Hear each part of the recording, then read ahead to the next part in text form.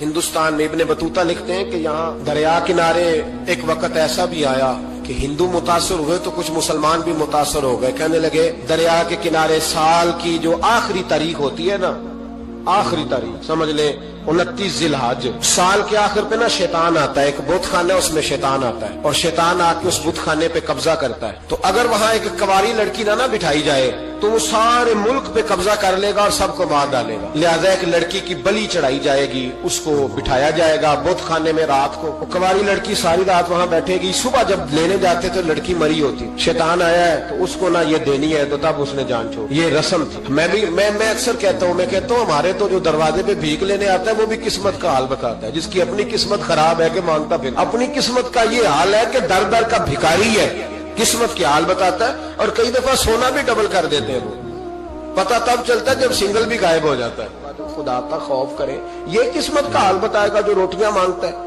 کچھ تو تھوڑا سا معیار زندگی بنائے. ہم مسلمان ہیں، ان کا بھی نظریہ بن گیا، مسلمان بھی اس نظریے کا شکار ہو گئے کہ جناب سال کے آخر میں ایک کنواری لڑکی بٹھائیں گے ورنہ وہ سارے ہندوستان کو مار دے گا. ایک حافظ ابو البرکات رحمت اللہ علیہ نام کے بزرگ ہوتے تھے اور سلسلہ عالیہ چشتیہ کے شیخ بھی تھے. لیکن اللہ کی قدرت یہ تھی کہ ان کے چہرے پر داڑھی اور مونچھیں نہیں آئی. کچھ لوگوں کے نہیں نہ آتے بال، کیا کہتے ہیں ان کو؟ کھودے. وہ ہمارا ایک لفظ ہے، بولتے ہیں پنجابی میں. ان کے چہرے پہ داڑھی نہیں تھی. وہ بھی کبھی کبھی اس رستے گزرا کرتے تھے تو قریب ہی ایک بوڑھی اماں کا مکان تھا. تو اماں بڑی مہمان نواز تھی. اس نے دروازے پہ، اگر تھے بیوہ عورت تھی، ایک کی اس کی بیٹی تھی، دروازے پر اس نے مہمان خانہ بنایا ہوا تھا. آنے جانے والے کو کھانا کھلاتی، چائے پہ شوق تھا اس کا. اور حافظ صاحب دن کے وقت وہاں آئے. اماں بڑا رو رہی تھی، کھانا بھی نہ ملا، چائے بھی نہ ملی. تو کہنے لگے میں تو اس رستے اس لیے آیا تھا کہ یہاں ٹھہروں گا، مہمان نوازی یہاں اچھی ہوتی ہے، ہوٹل تو ہوتے نہیں تو مہمانوں کو مہمان خانوں میں ٹھہرنا پڑتا تھا. تو اماں کدھر ہے؟ تو کہا اماں بڑی پریشان ہے. حافظ جی نے کوشش کی، نیک آدمی تھے، کہ اماں سے ملاقات ہو جائے. حافظ جی کا کمال یہ تھا کہ حافظ اتنے پکے تھے کہ ایک جگہ بیٹھ کر قرآن پاک شروع کرتے تھے اور وہی سارا ختم بھی کر دیا کرتے تھے. اتنی پکی منزل کے حافظ تھے. تو حافظ ابو البرکات صاحب وہاں بیٹھے. وہ اماں کوئی بزرگ تھے حافظ صاحب، وہ اماں سے کسی طریقے ملاقات کی تو اماں ملتے ہی رونے لگی چیخیں مار کے. اماں کیا ہوا؟ کہنے لگی حافظ جی ایک کی بیٹی ہے، خاوند فوت ہو گیا تو میں نے نکاح نہیں کیا، ایک بیٹی کے نام ساری زندگی کر دی. یہاں نا اب بت خانے میں میری بیٹی کو بٹھایا جائے گا. کچھ مسلمانوں کے بھی ہمارے گاؤں کے نظریات کمزور ہو گئے. یہاں بچی کو بٹھایا جائے گا اور سویرے وہ مر جائے گی میری بیٹی. قرآن اندازی ہوئی ہے تو میری بیٹی کا نام نکل آیا. اب بیٹی کو جانا ہی پڑے گا. یہ ہمارے ان کچھ علاقوں کا طریقہ ہے. حافظ جی کہنے لگے اماں تو اس طرح کر، میں لوگوں کو سمجھاتا ہوں کہ یہ غلط ہے، شریعت اس کو پسند نہیں کرتی. تو میرے ساتھ انہوں نے کہا یہ لوگ نہیں مانیں گے، بہت سارے ہندو بھی ہیں، بہت سارے مسلم بھی ہیں، تو گڈمنڈ ہو گئے نظریات، یہ تھوڑی مانیں گے. حافظ جی کہنے لگے اماں پھر ایک اور حل بھی ہے، میرے چہرے پہ کون سا داڑھی ہے، تو بیبیوں والے کپڑے مجھے دے. آج میں بیٹھتا ہوں وہاں دیکھتا ہوں کون سا شیطان آتا ہے. عقیدہ مضبوط ہو نا. اقبال کیا کہتے ہیں؟ کہتے ہیں ارادے جن کے پختہ ہو، نظر جن کی خدا پر ہو، تلاطم خیز موجوں سے وہ گھبرایا نہیں کرتے. کہا مجھے دو کپڑے بیبیوں والے، میں بیٹھتا ہوں. اماں کہنے لگی وہ شیطان واقعی آتا ہے. آج تک جتنی بچیاں گئی ہیں سویرے مردہ ملی ہیں. بڑی سمجھنے والی بات ہے، غور کرنا. جتنی گئی ہیں ساری مردہ آئی ہیں. تو حافظ جی آپ کو جب وہ شیطان رات کو دیکھے گا نا، آپ آئے ہیں تو آپ کے تو وہ زیادہ ٹکڑے کرے گا کہ اس نے دھوکہ کیا، مرد ہو کے عورتوں کی جگہ پہ آیا. آپ نہ حافظ جی کہنے لگے ٹکڑے میرے ہونے ہیں، آپ فکر نہ کریں. دریا کنارے بہت خانہ تھا. حافظ جی عورتوں والا لباس پہن کے وہاں بیٹھ گئے. حافظ صاحب کہتے ہیں 3 دفعہ میں نے رات کو باہر نکل کے دریا پہ وضو بھی کیا. ساری رات میں نے قرآن پاک پڑھا اور جب فجر کا وقت ہوا تو باہر نکل کے میں نے اذان پڑھی. لوگ آئے تو میں نے جماعت کرائی. اور فرماتے ہندو مسلمانوں سب کو بلا کے میں نے کہا کہ اگر آج کے بعد شیطان نہ آئے تو ہندو کلمہ پڑھتے ہو سارے؟ نے کہا جی پڑھتے ہیں. فرمایا لو پھر میں بالکل صحیح سلامت آ گیا، کوئی شیطان نہیں آیا. کہتے ہیں سب ٹھیک ہو گیا. اب لوگ کہنے لگے حافظ جی بات تو آپ کی ٹھیک ہے پر وہ بی بی کیسے مر جاتی تھی؟ جس کو ہم رات کو بٹھاتے تھے سویرے مردہ ملتی تھی تو اس کو کون مارتا تھا اگر شیطان نہیں آتا؟ حافظ جی سمجھانے لگے کہ شیطان وسوسہ دیتا ہے پر زندگی موت اس کے ہاتھ میں. وسوسہ دیتا ہے، جتنی اس کو گنجائش ہے وہ کرتا ہے. کہا پھر وہ بی بی کیسے مرتی تھی؟ تو حافظ جی نے ایک بہت بڑی بات سمجھائی. کہنے لگے اصل بات یہ جس آدمی کو پتا ہو نا میں نے سویرے مر جانا ہے وہ ڈر سے ہی مر جاتا ہے. اس کو پتا ہو نا کہ میں یہاں مرنے آیا ہوں تو وہ ڈر سے ہی. فرمانے لگے اس کا عقیدہ کمزور ہو جاتا تھا، وہ نفسیاتی طور پر سمجھتی تھی کہ میں نے مرنا ہی مرنا ہے. تو خوف ہوتا تھا, کوئی قریب نہیں آتا تھا, دریا اور جنگل دائیں بائیں, تو صبح تک اس عورت کا دل بند ہو جاتا تھا. تو وہ خوف سے ہی اسے کوئی شیطان نہیں مارتا. اللہ کی عبادت کریں, عبادت سے برکت آتی ہے. حضرت ابو ادریس خولانی رحمت اللہ علیہ حضرت معاذ بن جبل کے شاگرد تھے, تابعی تھے, تابعی بزرگ تھے. فرماتے ہیں کہ میں جب سے حضرت معاذ بن جبل کی صحبت میں بیٹھا نا تو برے کاروباروں سے میری طبیعت و چاٹ ہو گئی. کئی کاروبار میں دیکھتا تو جھوٹ بولنا پڑتا, اس میں بڑا کچھ کرنا پڑتا, تو مجھے ڈر آتا. آپ فرماتے ہیں میں نے نا بڑی کوشش کی پر میری مرضی کا کام مجھے, صوفی کاہل نہیں ہوتے. فرماتے ہیں میرے اندر طاقت تھی کہ میں حلال کما کے بچوں کو کھلاؤں, پر میری مرضی کا کام نہیں ملتا تھا. حد ہو گئی. اور جب انسان نیکی کی طرف آتا ہے تو کچھ نہ کچھ آزمائشیں ضرور آتی ہیں, یہ پکی بات ہے, پکی بات. جب وہ غلط ملت کر رہا ہوتا ہے تو اس کو لگتا ہے سارا کچھ صحیح ہے, جب سیدھا ہوتا ہے تو بہت ساری پریشانیاں بھی ضرور آتی ہیں. یہ مزاج ہے دین کا. آپ فرماتے ہیں میں پریشان رہنے لگا, حالات خراب ہونے لگے, آزمائش سخت ہونے لگی, کاروبار بند ہو گیا, کام ہی کوئی نہیں ملتا تھا. میری بیوی ناراض رہنے لگی. ہلکا ہلکا تو اس نے مجھے کہنا شروع کیا, پھر جلال میں آ گئی. اور ایک دن مجھے کہنے لگی اگر آج نانا کچھ لے کے آئے تو بچے لے کے میکے چلی جاؤں گی. آپ فرماتے ہیں میں بڑا پریشان ہوا, نکل گیا فجر پڑھ کے کام کی تلاش میں. میں نے ظہر تک تلاش کیا لیکن مجھے کام نہ ملا. آپ فرماتے ہیں نہر فرات کے کنارے تپتی ہوئی ریت پہ میں بیٹھا تھا تو میرے دل میں خیال آیا بندوں کی مزدوری نہیں ملتی تو آج اللہ کی نہ کر لیں, آج اللہ کی مزدوری نہ کریں. آپ فرماتے ہیں میں نے گرم ریت سے تیمم کیا, وضو کیا وہیں فرات, اور گرم ریت پہ کپڑا بچھایا تو نفل پڑھنے شروع کر دی. زور سے اثر تک نفل پڑھے, زور سے. چلے میں ایک دعا کرتا ہوں, آپ آمین کہنا. اللہ کرے کہ ہم مغرب کے بعد والے نفل ہی پڑھنے شروع کر دیں. نبی کریم سید عالم صلی اللہ تعالی علیہ وآلہ وسلم کے غلاموں کا حال دیکھے, عبادت کا حال دیکھے. فرماتے میں نے کہا آج اللہ کی مزدوری کرے, زور سے اثر تک نفل پڑھے گرم ریت پہ. اور جب اثر ہوئی نا تو میں نے اپنے رومال میں نا تھوڑی سی ریت باندھ لی. گھر کی دیواریں چھوٹی چھوٹی تھی. میں نے کہا بیوی نے دیکھا نا خالی ہاتھ آیا ہے تو اندر سے شور کرے گی, ہم سائے بھی سنیں گے, تو چلو جب دیکھے گی نا رومال میں کچھ ہے حوصلہ کرے گی, جب اندر جاؤں گا تو سمجھا لوں گا. آپ مسکرا رہے ہیں نا ہلکا ہلکا, اس کا مطلب ہے ان باتوں میں کافی صداقت ہے. پرانے بزرگ کر گئے تو اس کا مطلب یہ ہے کہ ان میں بہرحال کافی حد تک صداقت ہے. یہ شور ہوتے رہتے. کہتے میں نے وہ کہا کہ چلو دور سے دیکھے گی تو گھر جا کے سمجھا لوں گا. آپ فرماتے پہلے میری بیوی دروازے پہ بیٹھی رہتی تھی, بچے بیٹھے رہتے تھے, منتظر ہوتے تھے کہ کچھ لے کے آئے, گھر میں فاقہ ہوتا. آج میں گیا تو شور ہی کوئی نہیں, کوئی شے نظر نہ آئی. وہ ریت سے بھرا ہوا میرا پلو میں نے دروازے کے ساتھ رکھا, اندر چلا گیا. بیوی کو آواز دی کہاں ہو؟ کہنے لگی منہ ہاتھ دھو لو, میں روٹی لے کے آئی. ہاتھ دھو گئی, روٹی کدھر سے آئی؟ اس گھر میں تو فاقے تھے, کھانا کدھر سے آیا؟ کہتے روٹی لائی, سلاد بھی لائی, دودھ بھی لائی, اس زمانے میں جو نعمتیں تھی پھل بھی لائی, سارا آ گیا.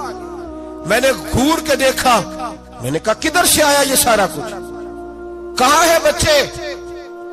کہنے لگی روٹی کھا کے باہر نکل گئے. میرے دل میں خیال آیا میری بیوی کا کردار تو چاند سے زیادہ اجلا ہے, تو یہ سارا کچھ کیسے آیا؟ میں نے کہا یہ کہاں سے آیا سارا کچھ؟ تو کہتی ہے میری طرف دیکھ کے کہنے لگی پتہ نہیں آج کس کریم کی مزدوری کرنے چلے گئے تھے, پتہ نہیں کس کریم کی مزدوری پہ چلے گئے تھے. زور ہوئی ہے تو اس نے اناج کی بوریاں بھیجی ہیں, چاول بھیجے ہیں, پھل بھیجے ہیں, اتنا کچھ بھیجا ہے کہ میرے گھر میں رکھنے کو جگہ ہی کوئی نہیں. یہ کہتے کہتے اٹھی اور کہنے لگی پہلے ہی بڑا آیا تھا, اب اور کیا لائے ہو؟ آپ فرماتے میں سکتے میں تھا, اس نے جا کے میرا رومال جو کھولا, میں ریت لایا تھا, رب کریم نے ہیرے بنا دیے, وہ ہیرے بن گئے. آپ فرماتے کہنے لگی کس کریم کی مزدوری پہ گئے تھے؟ فرماتے میں اٹھا اور کچی زمین پہ سر سجدے میں رکھا. میں نے کہا مالک میں ساری زندگی دنیا راضی کرتا رہا, لوگوں کے دروازوں پہ کھڑا رہا, تعلقات بنا کر تھوڑی سی روزی کے لیے جدوجہد کرتا رہا, دھتکارا گیا, ستایا گیا. مولا میں تو تیرے دروازے پہ آج آیا ہوں, پوری دیہڑی بھی نہیں لگائی, زور سے ڈیوٹی کی ہے, اللہ تیری تھوڑی مزدوری کا اتنا اجر ملتا ہے, خدایا تو اتنا نوازتا ہے.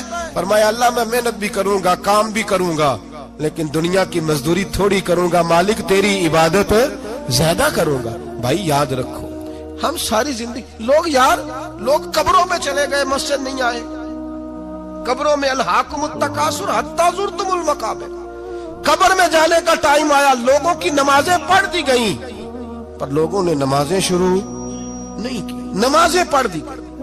کہیں لے جاؤ, شادی کا موقع ہے تو وہ کراچی جانے کو تیار ہے, لیکن چند فرلانگ پہ مسجد ہے, مسجد جانے کو تیار ہے. اللہ کے ولی کی علامت ہے, وہ عبادت گزار ہوتا ہے. اور جو نہ نماز پڑھے نہ نماز پڑھائے وہ زندیق تو ہو سکتا ہے, پیر ہو سکتا, میں ذمہ داری سے کہہ رہا ہوں, زندیق تو ہو سکتا ہے پر پیر ہو سکتا بالکل. وہ کہتا ہے میں تکبر کرنے والوں کو پسند نہیں کرتا, وہ کہتا ہے فسادی پسند نہیں ہے, وہ فرماتا ہے کہ راہوں میں کجی کرنے والے پسند نہیں ہیں, وہ فرماتا ہے کہ بدعہدیاں کرو گے تو میں صبح قیامت تم سے سوالات کروں گا. اللہ تبارک و تعالیٰ بہت ساری چیزوں کو ناپسند کرتا ہے, ناراض ہو جاتا ہے. بلکہ نبی پاک صلی اللہ تعالی علیہ وسلم نے فرمایا تم بات کرتے کرتے کوئی ایسا جملہ بول دیتے ہو کہ رب اتنا ناراض ہوتا ہے کہ تمہیں پتہ بھی نہیں ہوتا, تمہارے لیے جہنم کا فیصلہ کر دیتا ہے. اس لیے پہلے تولو پھر بولو, خود اپنے لفظوں کی تو تم پہرے داری کرو نا کہ میں کیا کہہ رہا ہوں. کوئی ایسا جملہ, کوئی ایسی بات وارث شاہ مان کری نہ وارثاں دا, کوئی ایسی بات نہ تمہاری زبان سے نکلے. اور حضور یہ بھی فرماتے ہیں کہ اس کا دوسرا پہلو بھی ہے, بعضوں کا تم بات کرتے ایسا جملہ کہتے ہو وہ اتنا راضی ہوتا ہے کہ تمہارے لیے جنت کا فیصلہ فرما دیتا ہے. مسلمان کو اب یہ حکم ہے, اس ساری گفتگو کا نتیجہ یہ ہے کہ وہ اپنے جذبات پر, خیالات پر, نگاہوں پر, زبان پر, کانوں پر تھوڑی توجہ دے, بے لگام نہ بنے, بے ترتیب نہ بنے, جو طبیعت میں آئے کر نہ گزرے, تھوڑا سا نہ سوچے سمجھے اور تھوڑا سنبھل کے چلے. کبھی ان کاموں کی طرف نہ جائے جن سے رب ناراض ہو جاتا ہے, ان کاموں کی طرف بڑھے جن سے اللہ راضی ہوتا ہے. میرے نبی پاک صلی اللہ تعالی علیہ وآلہ وسلم نے ارشاد فرمایا, بعض احادیث میں لفظ یہ ہیں کہ اللہ اپنے بندوں کو دیکھ کے مسکراتا ہے جو اس کی شان کے لائق ہے. جس ترتیب سے ہم مسکراتے ہیں, جس ترتیب سے ہم روتے ہیں, جس ترتیب سے ہم کسی بات کا اظہار تشکر کرتے ہیں, خدا ان باتوں سے پاک ہے. اب بہت ساری حدیثوں میں آیا کہ وہ مسکراتا ہے, تو کیا مطلب ہے مسکرانے کا؟ تو علماء تفسیر نے لکھا ہے مسکرانے کا مطلب یہ ہے کہ وہ بڑا ہی راضی ہوتا ہے اپنے بندے سے, بڑا راضی ہوتا ہے, یہ مطلب. ایک تو مسکرانے کا مطلب یہ کہ وہ بڑا راضی ہو گیا, وہ مسکرا دیا اپنے بندے پہ. اور ایک اس کا معنی خود نبی پاک صلی اللہ تعالی علیہ وسلم نے بیان فرمایا. مسند امام احمد بن حنبل میں حدیث ہے, حضور سید عالم علیہ السلام سے صحابہ نے پوچھا یا رسول اللہ شہید تو بڑے لوگ ہوتے ہیں, شہیدوں میں افضل کون ہے؟ تو اللہ کے حبیب علیہ السلام فرمانے لگے وہ والا بندہ جو ڈٹ گیا تھا کافروں کے مقابلے میں, وہ ہلا نہیں, پوری طرح ڈٹ کے جو لڑا وہ شہداء میں افضل ہے. حضور فرماتے ہیں وہ جنت کے بالا خانوں میں سیر کرے گا اور رب اسے دیکھ کے مسکرائے گا, رب اسے دیکھ کے مسکرائے گا, اللہ تعالیٰ مسکراتا ہے اسے دیکھ کے. اور اگلے جملے میں حضور نے وضاحت کر دی, فرمایا جب رب دنیا میں کسی پر مسکراتا ہے نا تو اس کا معنی یہ ہے کہ قیامت میں پھر اللہ اسے حساب کوئی نہیں لے گا. جس پر اللہ دنیا میں مسکرا دیا اس سے کوئی حساب, تو وہ کام ڈھونڈنے چاہیے نا جس سے اللہ مسکرائے. ویسے کبھی ہم ایسا کرتے ہیں کہ نہیں کہ کسی کو راضی کیا جائے, یہ کام ہم کرتے ہیں کہ ہماری کمپنی کا جو سربراہ ہے وہ ہم سے راضی رہے, جس ادارے میں ہم پڑھاتے ہیں اس ادارے کا بڑا ہم سے راضی رہے. یہ کرتے ہیں ہم, اس کے لیے کچھ نہ کچھ ہیلے بہانے ہم کرتے ہیں. برادری, قبیلہ, علاقہ, بستی, لوگ کسی طریقے سے ہمارے ساتھ مطمئن رہیں, کرتے ہیں نا یہ سارے کام. اس میں تھوڑی مشکل بھی ہمیں آتی ہے لیکن کرتے ہیں, کیا کریں. گھر میں بھی کئی دفعہ ایسا ماحول بنانا پڑتا ہے. چلیں ایک اور میٹھی مثال دیتے ہیں, زیادہ سمجھ میں آئے گی. چھوٹا بچہ خوش رہے, آپ اس کے لیے محنت نہیں کرتے؟ وہ چھوٹا ہے, اس کو خوش کرنا فرض ہے ابا پہ, لیکن وہ کہتا ہے کہ میں نے موٹر سائیکل لینا ہے. چھوٹا ہے, چلا ہی نہیں پائے گا, تو ابا پھر اسے راضی کرتا ہے, کہتا ہے بیٹے چھوٹا سائیکل لے لے, چل میں تجھے اڑانے والا جہاز لے دیتا ہوں. مقصود کیا ہے کہ اس کو ناراض نہیں کرنا, یہ روئے نہ, اس کا دل نہ ٹوٹے. ہو یارو سنو نا میں کیا کہہ رہا ہوں. اگر چھوٹے بچے کے لیے وہ چیزیں ڈھونڈتے ہو, میرے ابا جی نا اپنے نواسے کے لیے کھلونا لے کے آئے, تو بچہ بڑا ہی کھیلا, تو ابا جی کہنے لگے لو پیسے پورے ہو گئے. میرے بچے کو پسند بڑا ہے نا, پیسے پورے کر چھڑے نے, دیکھو نا جی کتنا اس کو راضی ہوا ہے. تو انسان کیا کرتا ہے کہ کوشش کرتا ہے, چھوٹا بچہ بھی ناراض نہ ہو تو وہ چیزیں وہ ڈھونڈتا ہے کہ اس کو کیا پسند ہے, چاکلیٹ لے جاؤں, فلاں چیز لے جاؤں, آئس کریم لے جاؤں. تو ایک بچے کے لیے, گھر کے لیے, سربراہ کے لیے اتنی محنت کرتے ہو, تو وہ کام بھی ہمیں ڈھونڈ کے تلاش کرنے چاہیے نا, جس سے رب راضی ہوتا ہے, اللہ راضی ہوتا ہے. بتاؤں وہ کون کون سے کام ہیں؟ نبی کریم صلی اللہ تعالی علیہ وسلم نے ارشاد فرمایا 3 لوگ ہیں جنہیں دیکھ کے رب مسکراتا ہے. یا رسول اللہ صلی اللہ علیہ وسلم وہ کون کون سے؟ تو محبوب فرمانے لگے, ایک وہ بندہ ساری مخلوق سوئی ہے, آدھی رات ہے, رات کا پچھلا پہر ہے, اس نے اٹھ کے وضو کر لیا, مصلی پہ کھڑا ہو گیا خدا کی یاد میں. فرمایا اسے دیکھ کے رب مسکراتا ہے جو اس کی شان کے لائق ہے. مسکراتا ہے اللہ. یہ تو سونے کا ٹائم تھا, یہ تو گہری نیند آنے کا وقت تھا, رات کا پچھلا پہر. رات پوے تے بے درداں نو نیند پیاری آوے, تے درد منداں نو یاد سجن دی ستیاں وی آن جگاوے. اور ساون کی کالی راتوں میں جب بوندا باندی ہوتی ہے, وہ راتوں کو اٹھ روتے ہیں جب خلقت ساری سوتی ہے. اللہ مسکراتا ہے. اور سننا میرے بھائی, میرے نبی پاک صلی اللہ تعالی علیہ وسلم فرماتے ہیں جب مسلمان نماز کے لیے صفیں بناتے ہیں نا, ترتیب لگ رہی ہوتی ہے, اب اللہ کی بارگاہ میں کھڑے ہوں گے, قیام کریں گے, رکوع کریں گے, سجود کریں گے. فرمایا جب مومن صفیں بناتے ہیں تو رب دیکھ کے مسکراتا ہے, مسکراتا ہے. کمال ہو گئے عروج بندگی کا, جب بندے کو دیکھ کے رب مسکرائے. خدا بندے سے خود پوچھے بتا تیری رضا کیا ہے, مسکراتا ہے. اور میرے نبی پاک علیہ السلام فرماتے ہیں جب مجاہد جہاد کے لیے صفیں سیدھی کرتے ہیں. آج تو یہ رب کے نام پہ مرنے ہی آ گئے, یہ صفوں میں کھڑے ہوں گے, ترتیب سے لڑیں گے, ترتیب سے گلا کاٹیں گے کافروں کا یا شہادت لیں گے. فرمایا جب جہاد کے لوگ صفیں بناتے ہیں تو رب انہیں دیکھ کے مسکراتا ہے. کتنے نصیبوں والا وہ بندہ ہے جسے دیکھ کے مسکرا دیا. او یار کبھی تیرا بیٹا تیرے سامنے مسکرائے نا چھوٹا, تو تیرا دل باغ باغ ہو جاتا ہے. تیری ماں بیمار کسی ایک دن صحیح طرح ہنس پڑے تو طبیعت خوش ہو جاتی. مجھے بتاؤ نا جس کا رب بھی اسے دیکھ کے ہنس پڑے, جو اس کی شان کے لائق ہے, کیا اس بندے کے نصیبیں ہیں, کیا اس کے مقدر ہیں. آپ اس مقام پر اپنے آپ کو لائیں. اب دیکھیں نا یہ حدیث آپ نے سن لی, اب ہم نے نا اس طرح صفحے نہیں بنانے جس طرح ساری دنیا, اب ذرا صفحے بھی شوق سے بنائیں گے. اب ذرا تھوڑا سا شوق پیدا کریں گے, بھئی یہ تو میں وہ کام کرنے لگا ہوں جسے دیکھ کے رب مسکراتا ہے. نبی پاک صلی اللہ علیہ وسلم نے فرمایا جب کوئی بندہ توبہ کرتا ہے نا, ہم توبہ کا رٹا لگاتے ہیں, یا اللہ میری توبہ, یا اللہ. اور توبہ کا تو مطلب یہ ہے کہ پچھلے گناہوں سے پکی توبہ, آج کے بعد یہ غلطی نہ کرنے کا پکا وعدہ. تو نے ساری شب برات رو کے گزاری ہے, بتا سویرے جھوٹ جوڑنے کا ارادہ ہے تیرا, آج کے بعد رشوت تو نہیں نہ لے گا, ملاوٹ تو نہیں نہ کرے گا, یہ توبہ ہے. اور اگر سارے کام اسی طرح کرنے تو پھر یہ توبہ کا رٹا ہے, جتنا مرضی لگاؤ. حضرت علی بن ربیعہ رضی اللہ تعالیٰ عنہ فرماتے ہیں میں مولا علی کے ساتھ تھا, مقام حرہ کی طرف جا رہے تھے, حضرت علی نے ہاتھ اٹھا کے دعا مانگی ہماری تعلیم کے لیے, ورنہ حضرت علی ہم صحابہ کو محفوظ عن الخطا تو مانتے ہیں نا. ہاتھ اٹھا کے کہا اے اللہ ہمارے گناہ بخش دے, تیرے علاوہ کوئی معاف کرنے والا نہیں. اور پھر حضرت علی آسمان کی طرف دیکھا, اور دیکھ کے نا حضرت علی بن ربیعہ کو تو مسکرائے.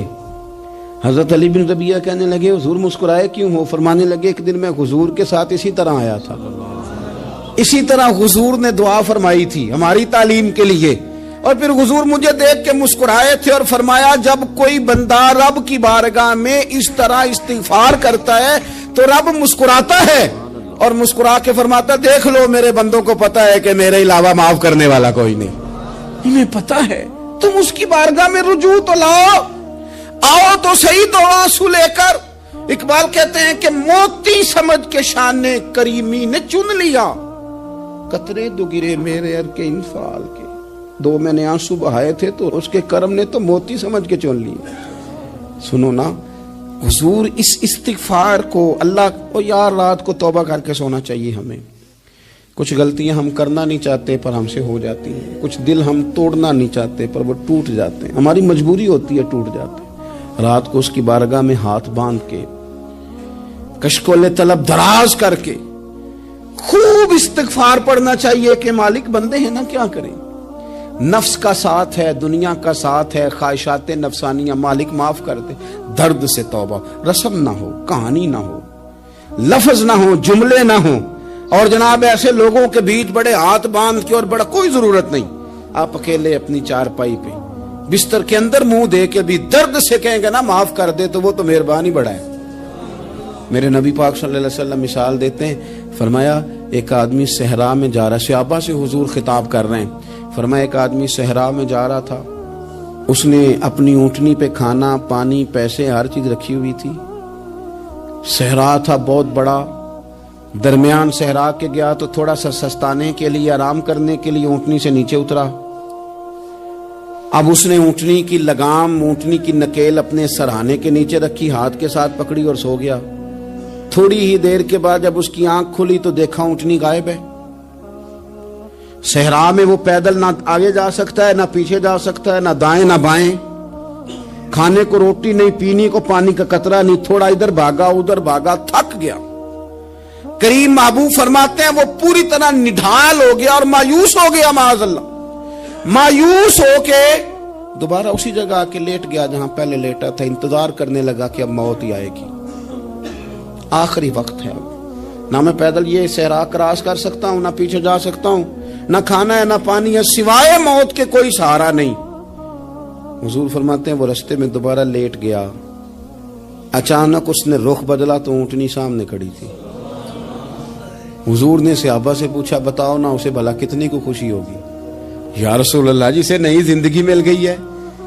آپ دیکھیں نا سارے ڈاکٹروں نے کہہ دیا کہ اس کے تو گردے معدہ جگر ہر چیز ختم ہے، گھر لے جاؤ خدمت کرو، ہر طرف پریشانی ہے۔ وہ بندہ بھی سمجھ گیا ہے کہ آخری وقت آ گیا، کل جاؤں پرسوں جاؤں، تیاری ہو گئی، سب لوگ آ گئے، باہر والے بھی آ گئے، یہ ماحول ایک عجیب رنگ اختیار کر گیا۔ اچانک ایک ڈاکٹر نے آ کے کہا نہیں نہیں غلطی لگ گئی تھی۔ مجھے بتائیے انداز کیا ہوتا ہے؟ بغیر دوائی کے بندہ اٹھ کے کھڑا نہیں ہو جاتا، او میں تو بچ گیا ہوں۔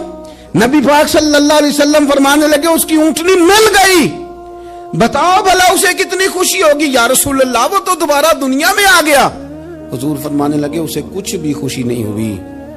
جب کوئی رب کا گناہگار بندہ آ کے توبہ کرتا ہے، رب کو اس سے کئی گنا زیادہ خوشی ہوتی ہے۔ میرا بندہ آ گیا ہے، میرا بندہ آ گیا ہے، میرے گھر آ گیا۔ اس نے آنسو بہائے ہیں، اس نے کہا اللہ میں تیرا ہی ہوں، تیرا ہی رزق کھاتا ہوں، تیری ہی زمین پہ رہتا ہوں، تیرے نام سے میری سانسیں چلتی ہیں۔ وہ آ گیا۔ فرمایا اس اونٹنی والے سے زیادہ رب کو خوشی ہوتی ہے جب گناہگار آ کے توبہ کرتا۔ گناہگاروں کے آنسو اس کی بارگاہ میں بڑے مقبول ہیں، لیکن ہم رسم ادا کرتے ہیں، توبہ نہیں کرتے۔ ہم اپنے آپ کے ساتھ دھوکہ کرتے ہیں، جھوٹ بولتے ہیں۔ ہم بندہ کوئی ناراض ہو جائے تو ہمیں کو نہیں نیند آتی، اس کے گھر چلے جاتے ہیں۔ ہم اپنے سارے رشتوں کو تعلقات کو مینٹین کر کے رکھنے کے عادی ہیں۔ ہمیں پتہ ہے کہ وہاں میں نہیں جا سکا تو بیٹا بھیجتا ہوں، فلاں شادی پہ میں نہیں جا سکا تو بھتیجا بھیجتا ہوں، بھائی بھیجتا ہوں۔ ہر تعلق کا ہم نے خیال رکھا کوئی روٹھ نہ جائے، لیکن کمال ہے نا یہ نہیں سوچا کہ اگر رب روٹھ گیا تو جب وہ روٹھ جائے نا تو سارے رشتے بھی بندے کے پاس موجود ہوں تو کوئی کارآمد نہیں ہوتا۔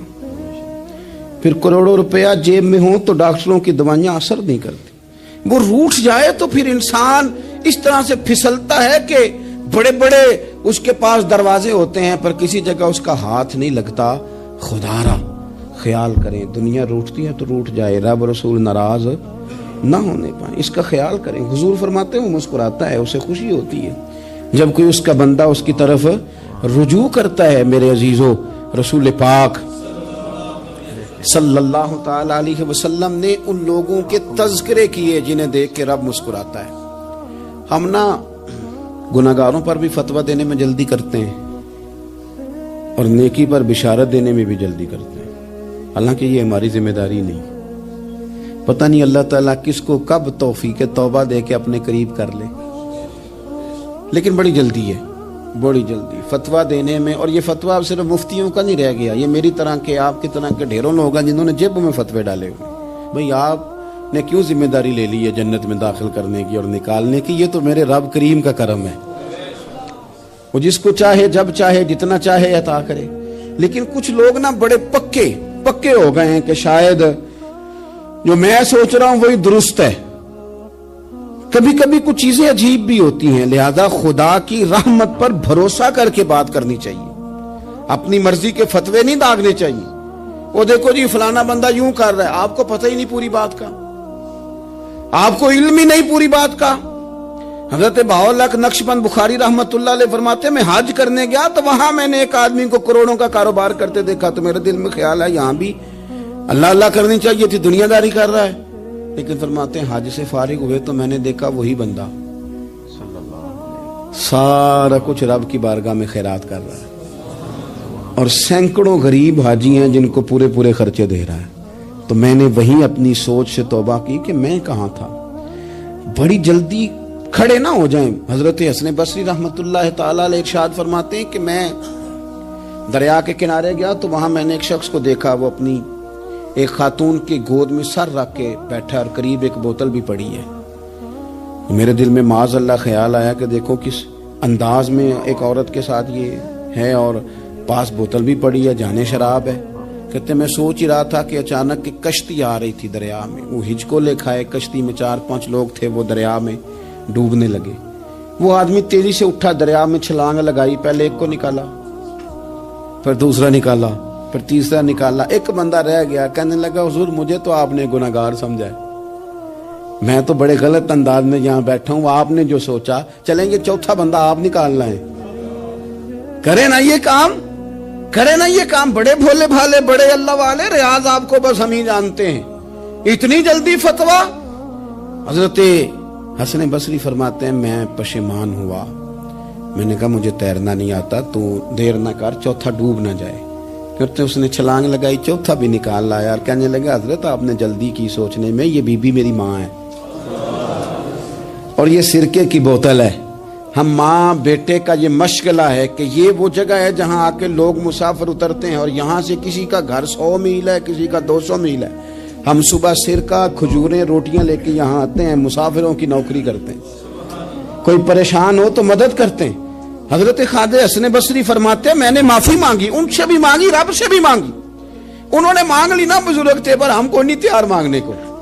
ہم ہر وقت بدگمانیاں, وہ فلانے جرم کرتا تھا, میں اسے اب کیسے نیک مان لوں. بھئی اب وہ نمازی ہے, خدا کے گھر آتا جاتا ہے, اب اللہ کی بارگاہ میں حاضر ہوتا ہے. جب رب نے معاف کر دیا تو بھی سوچ بدل جا. سنیں حضور کیا فرماتے ہیں. نبی پاک صاحب الاخلاق صلی اللہ تعالی علیہ وسلم فرماتے ہیں, مسند امام احمد بن حنبل دیکھیے, فرمایا رب اس وقت بڑا ہی مسکرائے گا جب قاتل بھی جنت میں جائے گا, مقتول بھی جنت میں جائے گا. یا رسول اللہ مقتول تو گیا, یہ قاتل کیسے چلا گیا؟ حضور فرماتے ہیں جائے گا, اور جائے گا, اور رب مسکرائے گا جو اس کی شان کے لائق ہے. یا رسول اللہ کس طرح؟ تو نبی پاک صلی اللہ علیہ وسلم فرمانے لگے اس نے ایک مومن کو قتل کیا تھا, وہ شہید ہو کے جنت میں چلا گیا. اب اللہ نے بعد میں اسے توبہ کی توفیق دے دی. پہلے اس نے کلمہ پڑھا, پھر یہ میدان میں اترا, کافروں سے لڑا, یہ شہید ہوا, رب نے اسے بھی جنت دے دی.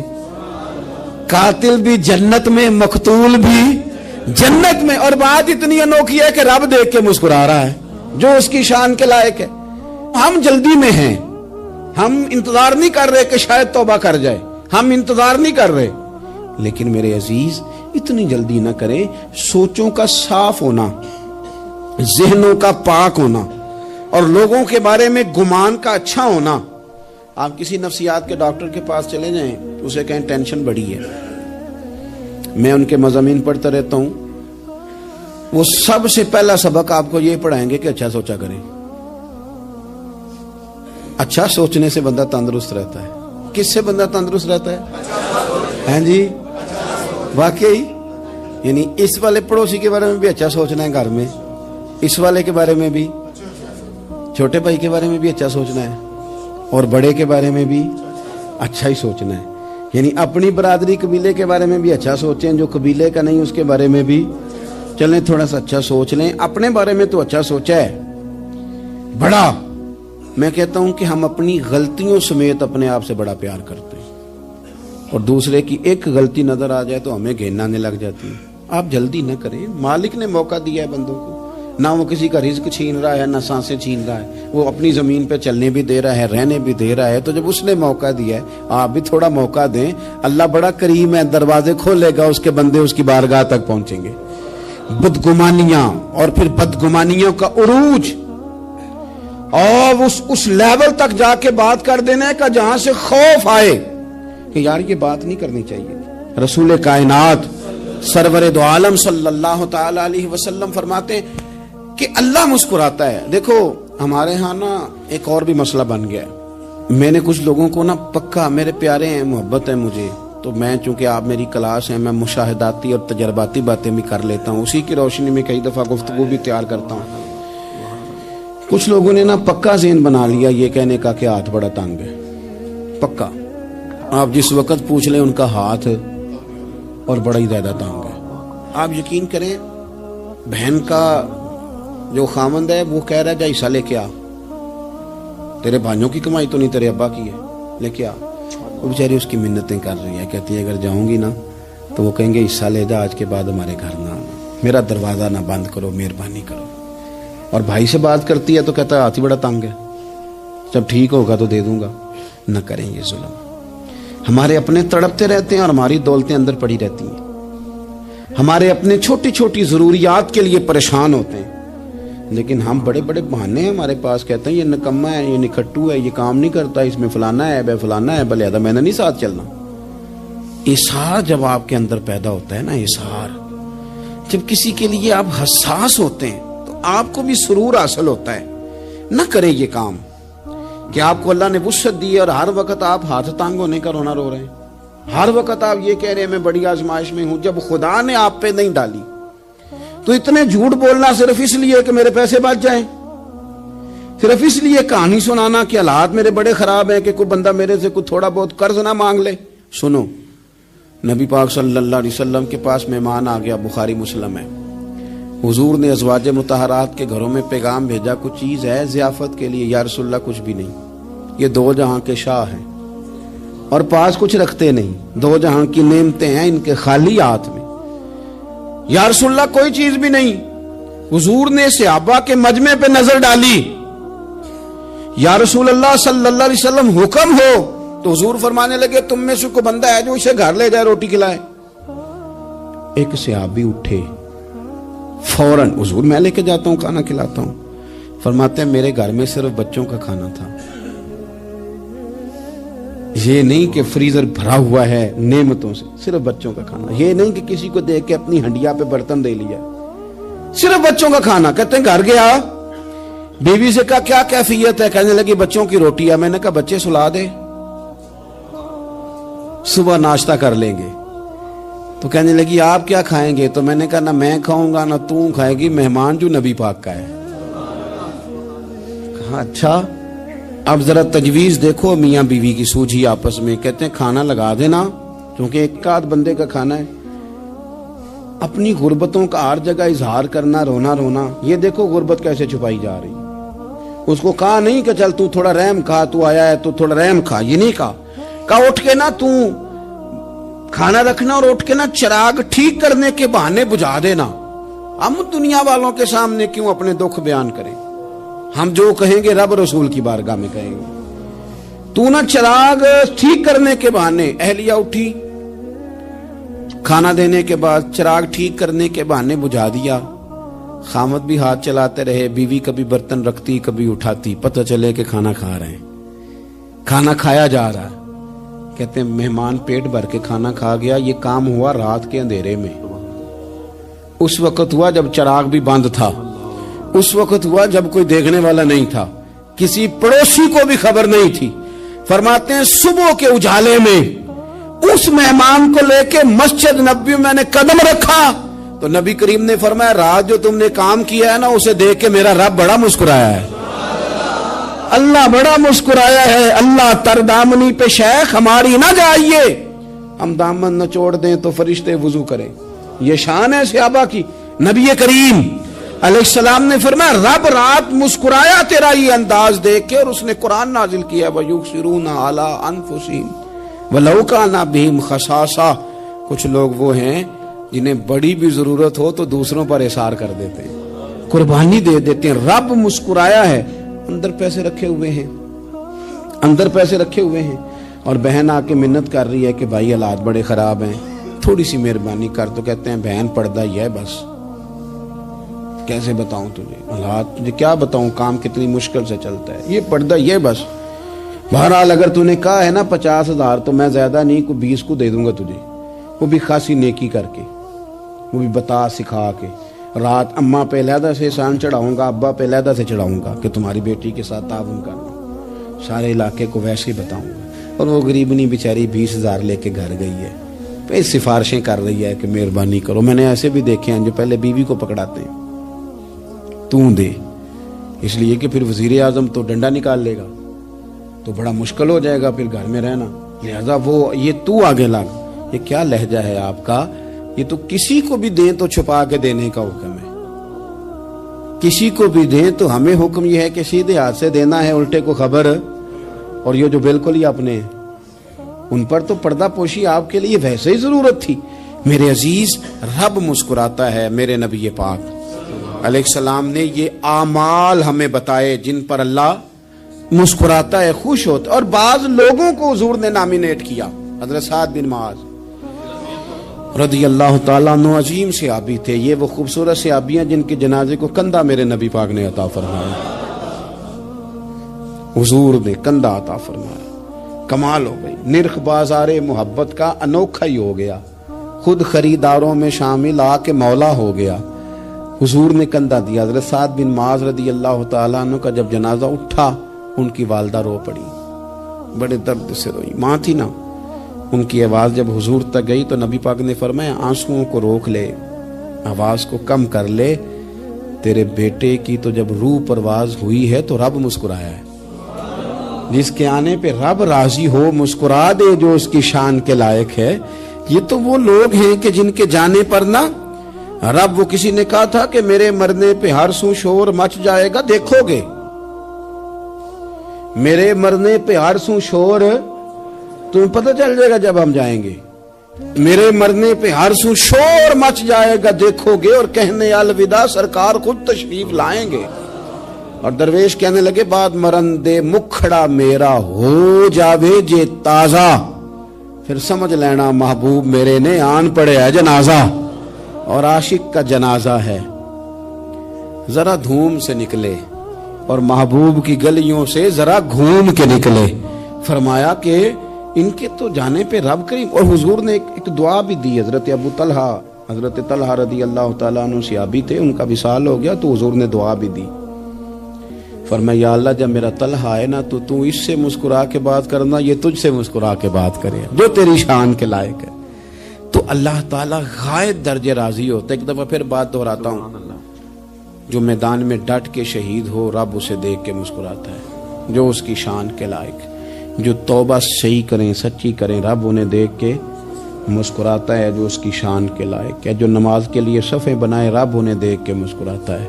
جو جہاد کے لیے صفیں بنائے رب دیکھ کے مسکراتا ہے. جو لوگ صبح پچھلے پہر اٹھ کے عبادت کریں رب انہیں دیکھ کے مسکراتا ہے. اور جو کبھی کبھی بھوکے رہ کے دوسروں پر قربان کر کے احسار کر دیں رب انہیں دیکھ کے مسکراتا ہے. بہت بڑی فضیلت ہے. اللہ ان سارے کاموں میں سے کسی ایک کام پہ ہمیں بھی لگا دے تاکہ یہ ولی فضیلت اللہ تعالی ہم گناہگاروں کے حصے میں بھی فرما دے. آخر دعوانا ان الحمدللہ رب